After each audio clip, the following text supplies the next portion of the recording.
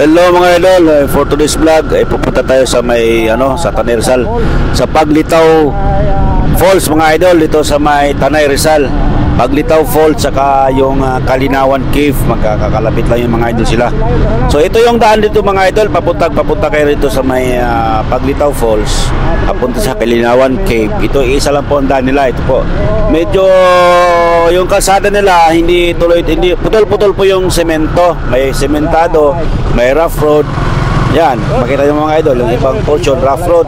So kailangan ng dubling ingat kung tayo ay magmumotor papunta rito.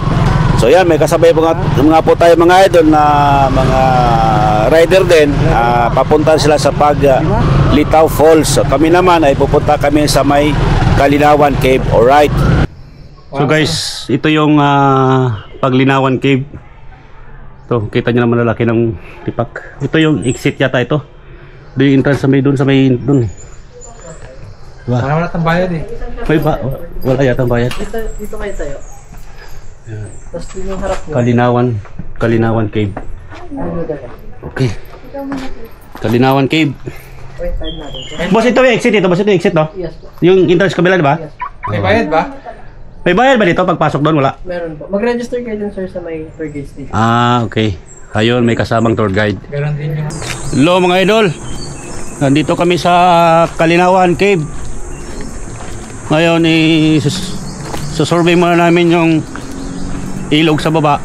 Kung okay ba, kung mag-i-enjoy ba kami. Alright.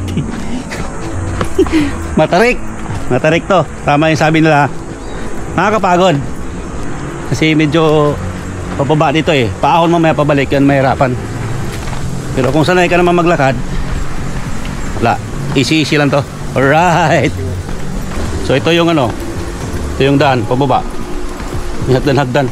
Ito mahirap dito boy pag tagulan. Nadulas to eh. Siyempre wala mo pupunta dito. Kasi pag tagulan, labo tubig. Alright. Hello, ayan nga mga idol, bubungad sa atin ang napakagandang ilog ng Kalinawan mga idol. So ang sarap ito magpalamig mga idol, yung kanyang lalim ng tubig, tamang-tama lang para sa mga bata, ayos lang din, tamang-tama lang din mga idol. So mag-i-enjoy mga bata dito mga idol kasi yung lalim ng tubig nila hindi masyadong malalim, tamang-tama lang.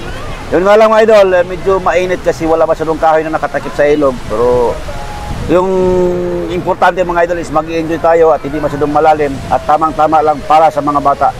So Kalinawan River, okay lang ito para sa mga bata. Alright. So mga idol, ayan. Nakangiti kang pababa, nakangiwi kang paakyat.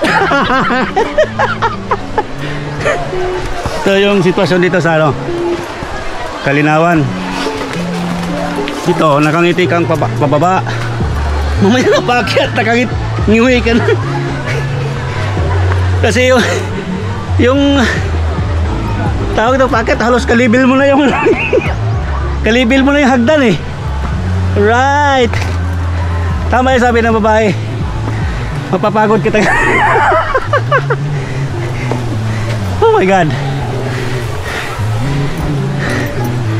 Dito para sa akin hindi advisable ang matatanda dito pumunta. Ano boy? Tapos bata, maliliit, kargahin mo talaga yan. At saka kung medyo chubby ka, atakihin ka dito, matirik talaga. Tapos yung ilog sa baba, okay naman. Ang bata okay, enjoy mga bata. Mababaw lang eh. Hindi pa